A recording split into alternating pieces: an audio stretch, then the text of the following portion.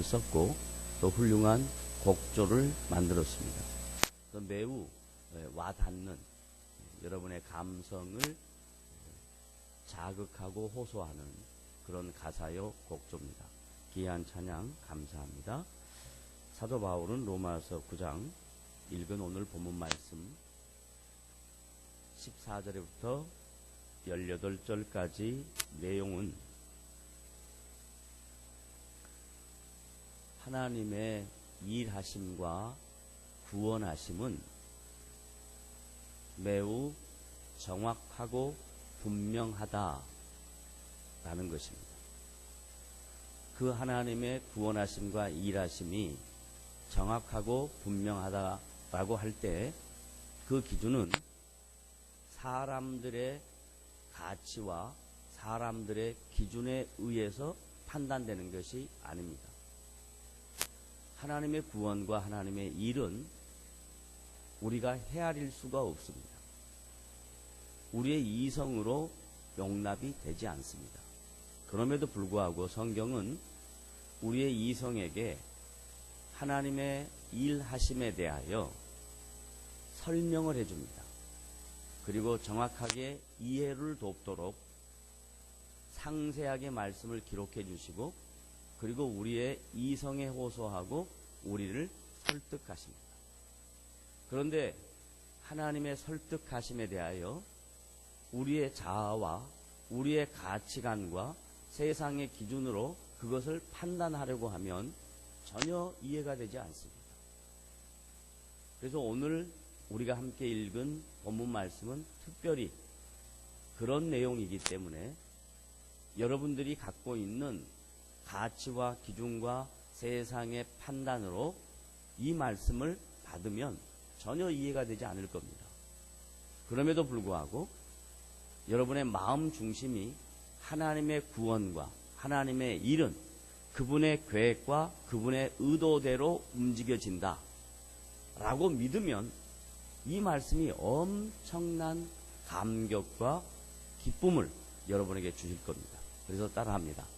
하나님의 구원과 일하심은 내 이성으로 납득되지 않는다. 예, 그 전제를 갖고 이제 말씀을 시작합니다. 로마서 9장 14절부터 18절 안에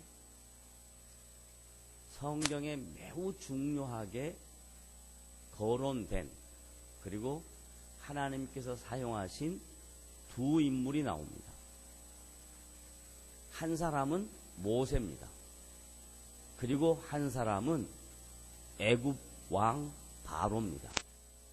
여기서 바로는 어떤 왕의 이름을 지칭하는 것이 아니라 인간이 스스로 신이 될 수 있다라고 생각하는 사람들의 총칭을 바로라 그럽니다. 그래서 바로라는 뜻은 마치 신적 존재이며 못할 일이 없는 신적 존재의 인간이다. 이걸 총칭해서 바로라 그럽니다. 그리고 모세란 하나님이 물에서 건져내셨다라는 뜻입니다.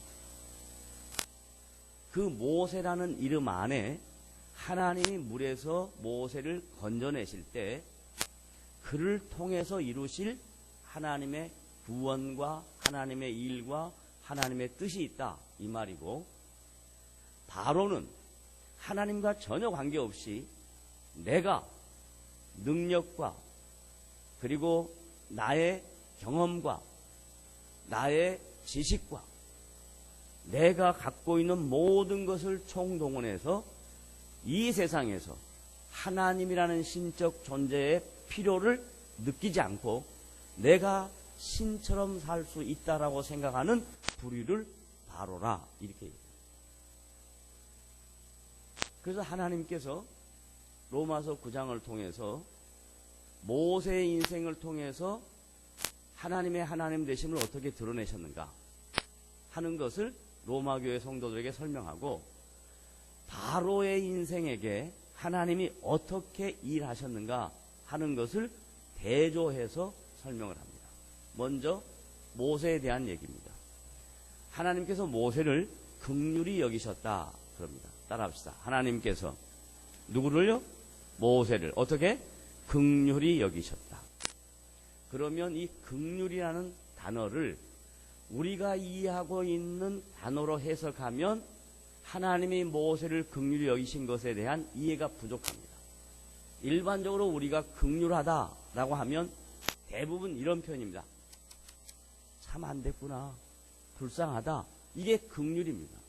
근데 성경에서 말하는 긍휼이라는 표현은 불쌍하다, 안 됐구나, 참 마음이 아프다 이게 아니고 하나님이 이 세상에 자기의 영광과 존귀와 권세 모든 것들을 버리시고 인간처럼 되셨다. 이게 긍휼입니다. 그러니까 세상 사람들이 이야기하는 국어적 의미에서 그 긍휼이라는 단어가 갖고 있는 의미로 불쌍하다, 안 됐다, 참 안타깝구나 이렇게 얘기하면 성경의 긍휼함에 대한 하나님을 이해할 수가 없습니다. 하나님의 긍휼하심은 자신의 존귀와 영광과 모든 능력을 다 내려놓으시고 이 땅에 오신 겁니다. 그걸 긍휼하심이라 표현합니다. 하나님이 모세에게 찾아가셨습니다. 어떻게 찾아갔나?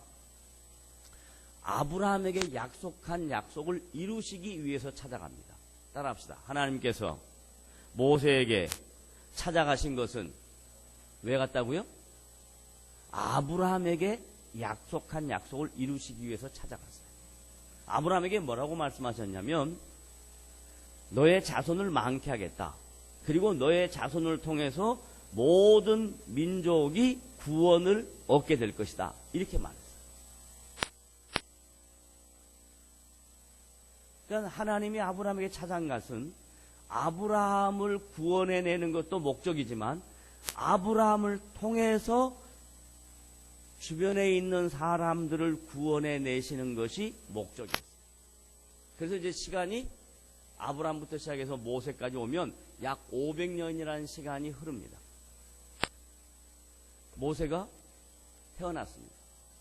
그런데 태어날 즈음에 예수님이 태어날 때와 비슷한 상황을 성경은 묘사합니다.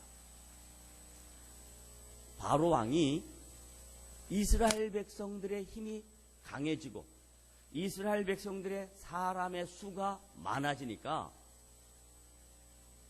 통치하는데 이스라엘이 걸림돌이 된단 말이죠. 방법은 생산할 수 있는 남자를 죽여야 되겠다.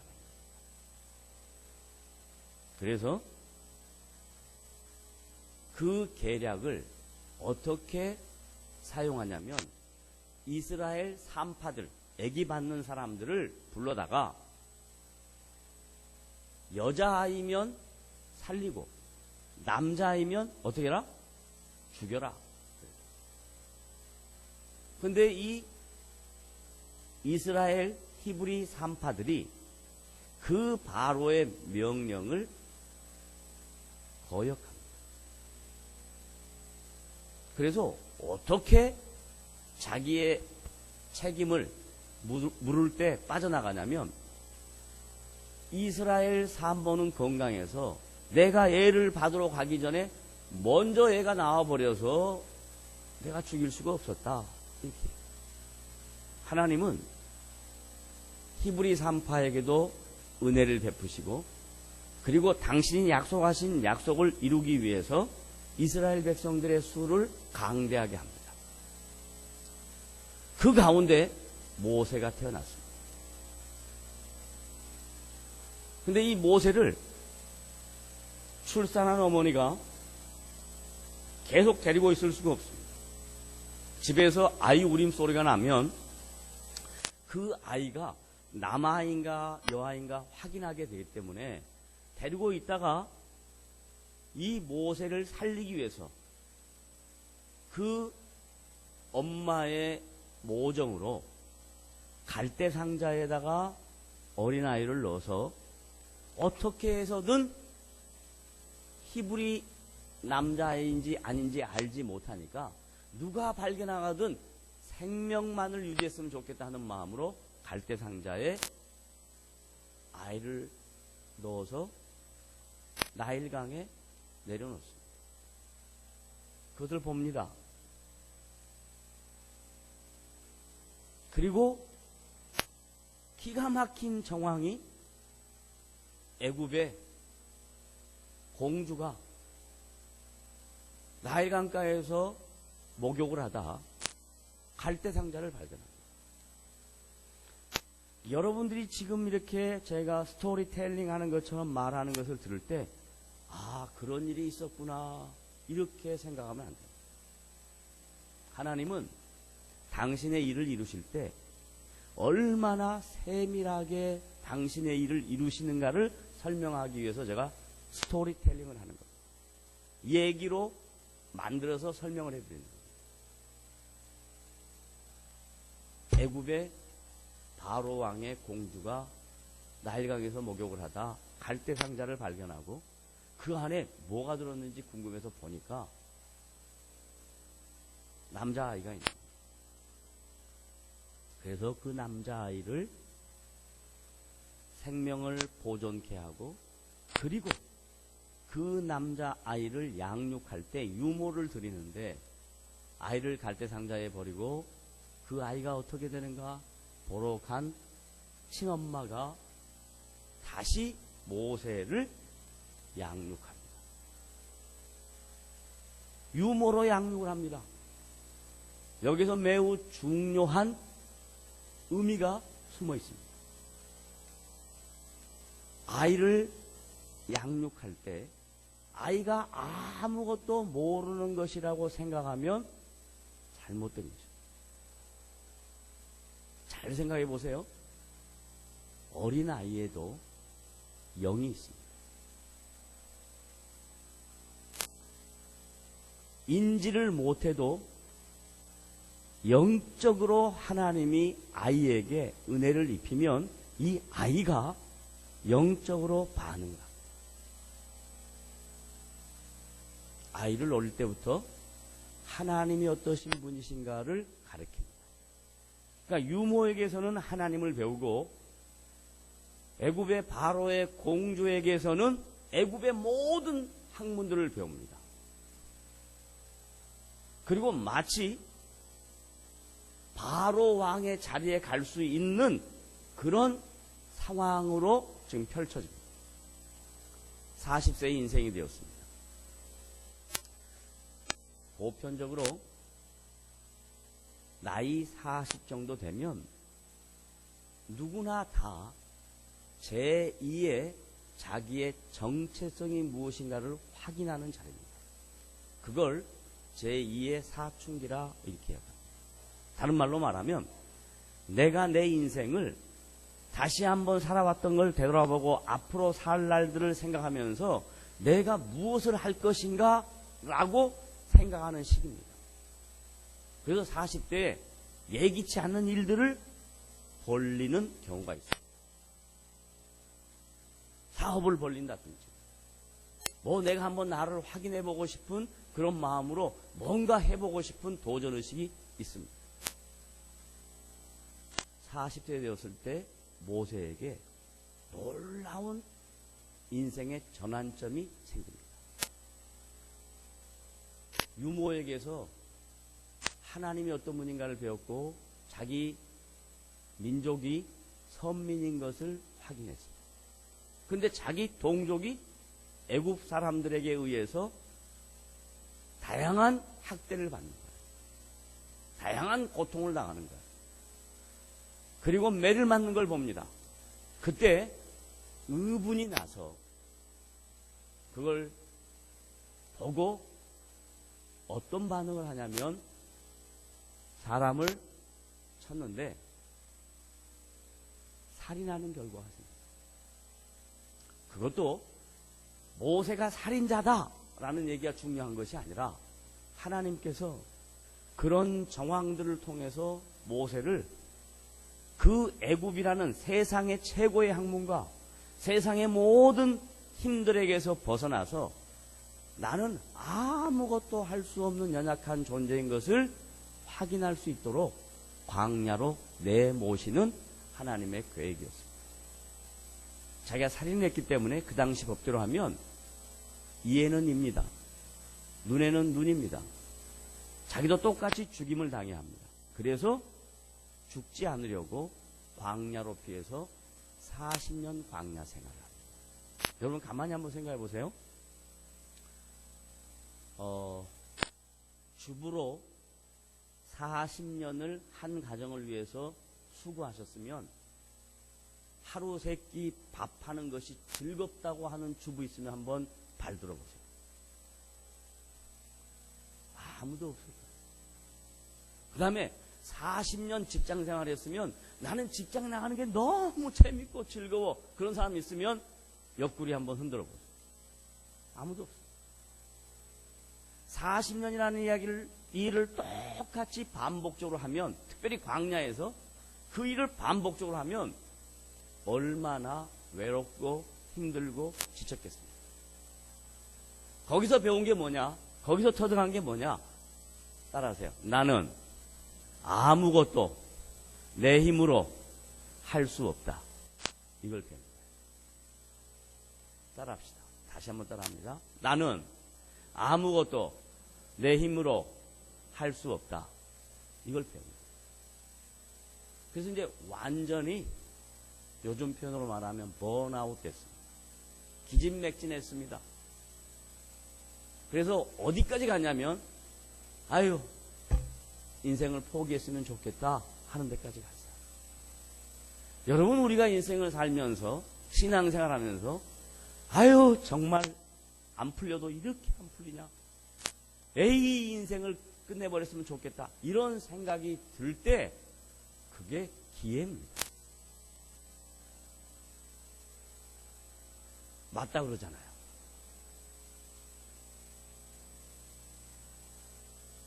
내가 할 수 있다고 생각할 때 그때는 실수와 오류의 연속인데, 내가 할 수 없다고 생각할 때 동서남북을 돌아보고 앞뒤를 다 봐도 빠져나갈 구멍이 없다 그럴 때 그때 찬스, 그때 하나님이 하십니다.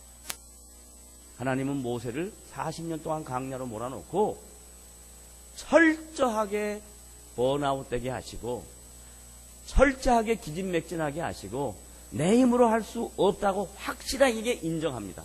그래서 이제 하나님이 모세를 콜링합니다. 모세야, 내가 너를 통해서 이제 일을 하려고 한다. 그때 모세가 뭐라 그래요? 뭐라 그래요? 하나님 감사합니다. 그동안 40년 동안 절치부심 기다렸습니다. 그래요 내가 할게요. 그랬나요? 아니면 나는 못합니다 그랬습니다. I can do that. 나는 못합니다. 나는 못합니다 그랬어요. 나는 아입니다 그랬어요. 80살이 왜 아입니까?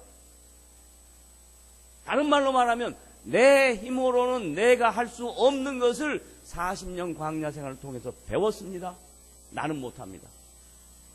그래 모세야, 그게 답이다. 내가 이제 너를 통해서 내 일을 할 것이다. 너는 도구다.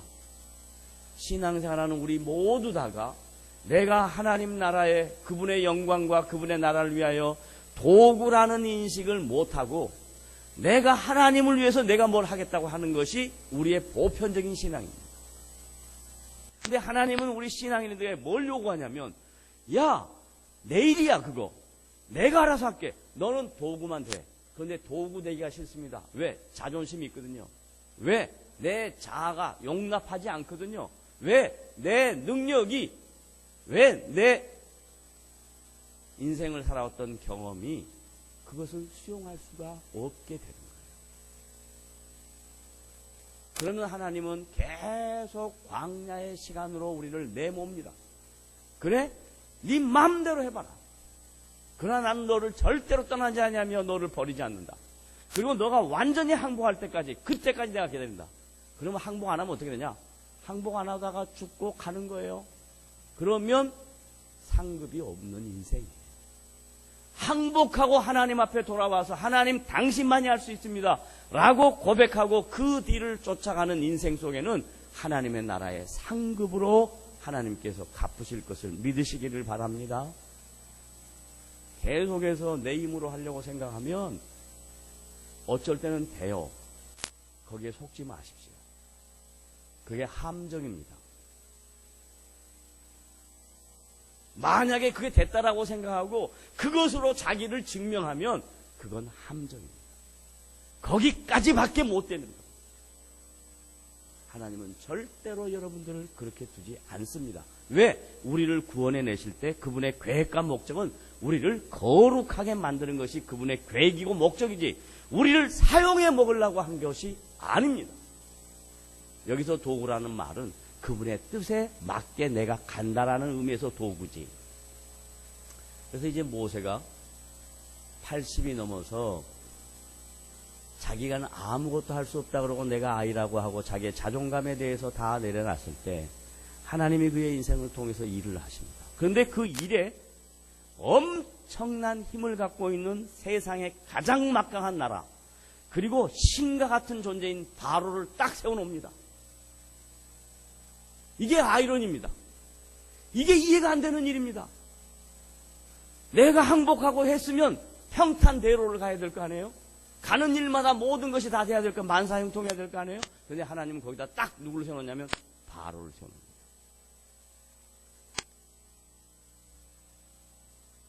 저 말을 못 믿으시겠다는 표정인데 출애굽기 7장 한번 가봐요. 출애굽기 7장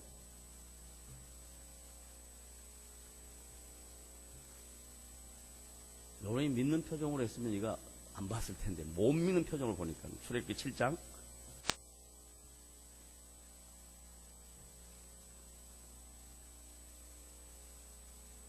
3절 합니다. 함께 읽습니다. 시작. 내가 바로의 마음을 완악하게 하고. 자 보세요. 내가가 누구예요? 하나님이죠. 하나님이 바로의 마음을 완악하게 하는 거예요. 바로가 나쁜 사람이고 악한 사람이고 자기밖에 모르는 통치자이기 때문이 아니라 하나님이 바로의 마음을 완악하게 합니다. 그리고 난 다음에 그 다음 시작. 내 표징과 내 이적을 내 표징과 내 이적을 누가 행하는 거예요? 하나님이 행하시는 거예요. 하나님이 행하시는 것을 어디에? 애굽 땅에서 많이 행할 것이나 4절 시작. 바로가 너희의 말을 듣지 아니할 터인즉 바로가요 표적과 이적을 보고 아이고 놀랍다 그러고 나 항복할게 이러면 얼마나 좋겠어요. 여러분 앞에 놓여있는 세상의 모든 바로와 같은 것들이 끝까지 우리를 대적합니다. 끝까지 우리를 훈련시킵니다. 그래서 하나님은 모세를 통해서 하나님이 친히 내려오셔서 모세를 부르시고 그리고 모세의 어린 시절부터 40세, 80세까지 하나님이 준비케 하시고 80세에 하나님이 세워서 자신의 나라를 이루는 도구로 사용할 때 구원 역사를 이루는 도구로 사용할 때 그때도 하나님이 세밀하게 일하시고 모세가 한 거 없어요. 하나님이 다 하신 거예요. 그리고 반대편에 누구를 놓냐면 바로를 둬서 바로의 마음을 완강하게 함으로 계속해서 모세로 이스라엘 백성으로 하나님만을 신뢰하게 하는 도구로 사용합니다. 그걸 로마서에는 뭐라고 이야기하냐면 바울이 로마교회 성도들에게 바로는 내가 그를 완악하게 했다라고 해요. 모세에게는 긍휼하게 했다라고 합니다. 이걸 보고 너희들의 이성과 세상의 기준으로 하나님 그럴 수 있어요? 이런 말 못한다 이 말이에요. 왜? 하나님은 불의가 없는 분이다. 자기가 이루시는 구원과 자신의 일은 하나님의 주권과 하나님의 주도와 하나님의 방법과 하나님의 계획과 하나님의 의도와 하나님의 뜻대로 이루어 가신다. 그걸 알아라. 만약에 이제 거기서 끝나버리면 성경은 저와 여러분과 관계가 없습니다. 근데 이 내용을 듣고 저와 여러분이 이 말씀 속에 하나님은 나에게 무엇을 말씀하시는가? 나에게 뭘 깨닫기를 요구하시는가? 바로 이겁니다. 저와 여러분에게 하나님이 내가 너를 긍휼히 여겼다라고 해요. 너의 행위와 너가 갖고 있는 너의 깰 수 없는 그 자와 이런 것들을 보면 난 너 사랑하고 싶은 마음이 없어. 그런데도 불구하고 내가 너의 행위와 너의 모습을 보고 사랑한 게 아니야. 내가 너를 사랑하겠다고 내가 계획하고 주도하고 의도하고 목적했기 때문에 사랑한 거야. 너에게서 사랑받을 만한 조건은 찾을 수 없어. 이게 답입니다. 그래서 뭐라고 이야기하냐면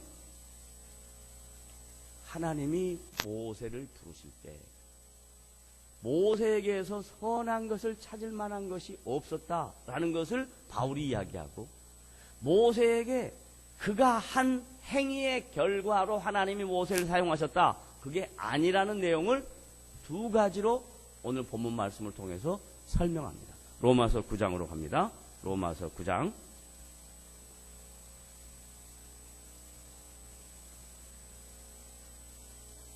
16절입니다. 다 같이 읽습니다. 시작. 그런즉 원하는 자로 말미암도 아니요. 원하는 자, 자신의 의도, 자신의 계획, 자신의 뜻, 자신의 의지, 날 좀 어떻게 좀 해주세요. 이래가지고 된 게 아니다 이 말이에요. 하나님의 일은, 하나님의 구원은 너의 요구에 의해서 내가 답한 것이 아니라 내가 너에게 찾아와서 된 것이다 라고 이야기합니다. 그 다음 두 번째, 뭐 하는 것도 아니요. 다른 박질을 하는 자로 말미암도 아니에요. 다른 박질, 이 말을 다른 말로 바꾸면 뭔 말일까요? 다른 박질. 에? 뭐라고요? 크게 말해봐요. 틀려도 괜찮아요. 다른 박질 뭔 말일까요? 자신의 노력입니다. 노력. 내가 뭐 어떤 일을 내 의지의 결단으로 해본 결과로 얻어진 구원이 아니다. 너가 나에게 뭘 잘 보여가지고 내가 널 사랑한 거 아니다. 그러니까 우리에게서는 선한 것을 찾아볼 수가 없다. 그걸 바울은 로마서 3장에 이렇게 합니다. 의인은 없나니 하나도 없다 라고 얘기합니다. 따라하십시오. 의인은 없나니 하나도 있다 없다. 없다. 다른 말로 말하면 내 안에 의로운 것은 하나도 찾아볼 수가 없어요. 자신의 의를 드러내려고 하면 할수록 그건 하나님 앞에 은혜를 받을 수가 없어요. 하나님의 마음을 할 수가 없어요. 하나님, 내가 어떤 사람인데요? 그러면 하나님 말씀하십니다. 넌 아직도 그것밖에 안 되냐? 말씀하십니다. 우리 안에는 의라는 것, 선한 일을 할 수 있는 아무런 능력이 없는 존재들이에요. 그런데도 불구하고 하나님이 야, 너 다른 박질한 것으로 된 것도 아니고 너가 원하는 것으로 인해서 된 것도 아니고 딱 이거 하나 때문에 된 거다. 그 다음 말씀 오직 딱 이거 하나요. 오직 뭘로? 긍휼히 여기시는 하나님으로 말미암으리라. 우리의 구원과 우리의 인생과 우리가 살아가는 모든 삶의 영역에 하나님의 긍휼하심과 은혜가 있어서 가능한 것이지 하나님의 긍휼하심과 은혜가 떠나면 우리는 아무것도 할 수가 없는 존재들입니다. 그러면 저와 여러분이 오늘 여기까지 온 것은 하나님의 긍휼하심과 은혜 때문에 여기까지 온 것을 믿으시기를 바랍니다. 아멘. 그럼 하나님 어떤 분이에요? 긍휼하신 분이에요. 하나님 어떤 분이에요? 은혜가 풍성하신 하나님. 그 다음에 이제 애굽의 왕 바로, 자기가 신이라고 생각하는 그 바로, 하나님 왜 세워놓으셨나? 그 바로가 다 할 수 있다고 생각해요. 이적을 다 흉을 내요. 애굽의 술객들이 다 흉을 내요. 그런데 딱 흉 못 내는 게 하나가 있습니다. 뭘 흉을 못 내냐? 생사의 주관을 애굽의 술객들은 할 수가 없어요. 세상에 어느 누구도 존재의 생명과 존재의 없음을 주관할 자가 없어요. 하나님만이 존재의 유무를 다스리시는 창조주 하나님이시고 통치자 하나님이신 것을 설명합니다. 바로는 끝까지 내 힘으로 할 수 있다고 생각합니다. 그래서 하나님은 그래 바로야 너 마음대로 한번 해봐라. 그리고 그걸 통해서 내가 의도하는 게 있다. 하나님이 애굽의 신과 다른 살아계신 하나님. 하나님이 애굽의 술객들은 못하는데 못하는 게 없으신 하나님으로 내가 애굽 사람들에게 보여주겠다. 그게 17절 말씀. 17절 다 같이 읽어봅니다. 시작. 성경이 바로에게 이르시되 내가 이를 위하여 너를 세웠으니 곧 너로 말미암아 내 능력을 보이고 내 이름이 온 땅에 전파되게 하려 함이라. 세상 사람들은 자기 방법대로 인생을 계획합니다. 세상 사람들은 자기 방법대로 자기 힘으로 자기 인생을 살 수 있다고 생각합니다. 그런데 하나님은 그런 세상 사람들에게 야, 그건 속는 거야. 그게 아니고 내 힘과 내 은혜와 내 능력으로 너희들의 인생의 주인 되신 하나님이 있는 것을 알아라. 그래서 애굽 사람들도 구원의 대상이다. 세상 사람들도 구원의 대상이다. 그 구원의 대상들이 주님 앞으로 돌아와서 주의 통치를 받고 하나님의 일하심을 믿고 사는 것을 신앙생활이라 하고 교회 생활이라 합니다. 그렇다면 여러분이 갖고 있는 편견이 있습니다.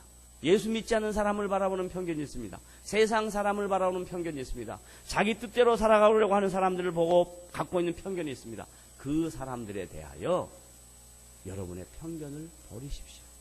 하나님은 그 사람들을 위하여 예수 그리스도를 이 땅에 보내시고 예수 그리스도이신 하나님의 아들이 친히 십자가에 죽으시고 그 영혼들을 긍휼히 여기시고 성령이 지금도 그들에게 찾아가서 문을 노크합니다. 그러나 그들이 반응을 하지 않고 주님 앞에 돌아오지 않는 자도 있지만 그 가운데 여러분이 그들에게 하나님의 하나님 되심을 전할 때 모세가 이스라엘 백성의 지도자로 하나님의 하나님 되심을 전할 때 애굽 사람들 중에 우리 신이 잘못됐고 하나님만이 참신이구나 하는 것을 믿고 돌아온 사람이 있었던 것처럼 우리 주변에 하나님의 하나님 되심을 바로 증거할 때 하나님 앞에 돌아오는 백성들이 있다는 것을 절대로 잊지 말고 여러분이 갖고 있는 잘못된 편견 나는 천국 가고 예수 안 믿는 사람은 다 지옥 가라 이렇게 잘못된 신앙생활을 하지 마시고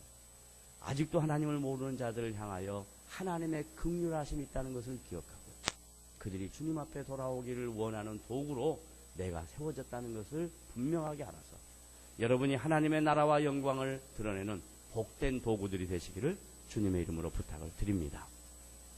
따라합시다. 하나님은 불의하지 아니하시고 자기의 뜻을 한치의 오차도 없이 지금도 이루어 가시는 분이시다. 아멘. 기도하겠습니다. 하나님 아버지 감사합니다. 오늘도 우리에게 주의 말씀을 나누게 하시고 이 말씀